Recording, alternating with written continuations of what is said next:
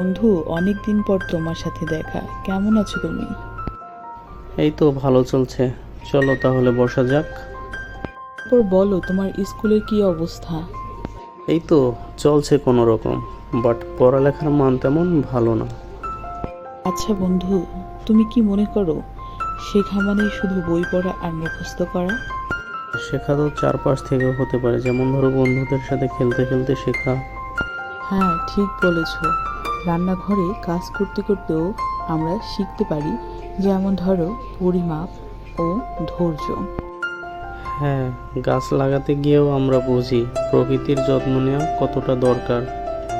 এছাড়াও আমরা পাড়ার প্রতিবেশীদের সাথে গল্প করতে করতে শিখি নৈতিকতা ও ভালো মন্দের পার্থক্য। হ্যাঁ, ঠিক বলেছ। শেখা হয় চোখ কান ও মন খোলা রেখে। পরিশেষে আমরা এটাই বুঝি, জ্ঞান মানে শুধু বই নয়, জ্ঞান মানে প্রত্যেকটি জিনিস থেকে শিক্ষা নেওয়া।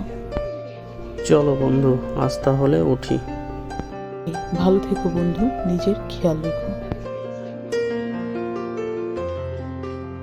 Thanks watching video, like, comment and share.